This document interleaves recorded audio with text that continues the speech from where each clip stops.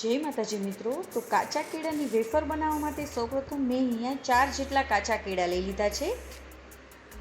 તો તેને આપણે થોડીવાર સાઈડમાં રાખીશું। તેની ઉપર છાંટવા માટેનો પહેલાં આપણે મસાલો બનાવી લઈશું। તેની માટે સૌપ્રથમ 1 ચમચી જેટલો મેં લાલ મરચાંનો પાવડર લઈ લીધો છે, 1 ચમચી કાળા મરીનો ભૂકો, અડધી ચમચી મીઠું અને અડધી ચમચી સંચળ પાવડર લઈ લેવાનું। બધાને આપણે મિક્સ કરી દઈશું। તો આપણે ઉપર કેળાની વેફર ઉપર છાંટવા માટેનો મસાલો રેડી છે। હવે એક બાઉલમાં આપણે પાણી લઈ લઈશું। તેમાં 1 ચમચી જેટલું મીઠુંને આપણે ઓગાળી દઈશું। તો આ પાણી પણ આપણું રેડી છે, તો તેને પણ સાઈડમાં રાખી દઈશું। હવે વેફરને પાડવા માટે સૌપ્રથમ આપણે એક કાચું કેળું લઈ લેવાનું છે। ઉપર અને નીચેનો ભાગ તેનો કાઢી અને તેની છાલ ઉતારી લેવાની છે।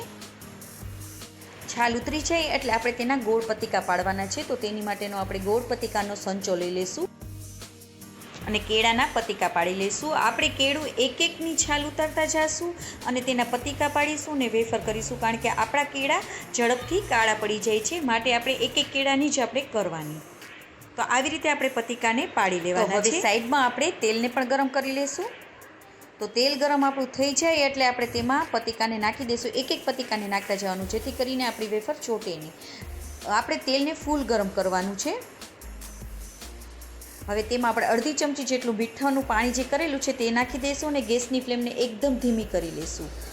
અને બબલ્સ થોડા ઓછા પડે પછી આપણે ચમચી વડે તેને ઉપર નીચે કરતા જઈશું અને તેને ગોલ્ડન કલર થાય ત્યાં સુધી આપણે તેને તળી લેવાની છે। ગેસની ફ્લેમને આપણે ધીમી જ રાખવાની છે। હવે તમે આ મીઠાનું પાણી નાખશો તો તમારે એ વેફર એકદમ ક્રિસ્પી જ બનશે। તો આપણી વેફરનો થોડો કલર ચેન્જ થાય મીન્સ કે આપણી વેફર રેડી થઈ ગઈ છે, તો તેને આપણે કાઢી લેવાની। અને આપણે સીધી પણ તેલમાં જ આપણે સીધી વેફર પણ પાડી શકીએ છીએ। જો તમને આવી રીતે ફાવતું હોય તો તમે આવી રીતે પણ પાડી શકો છો।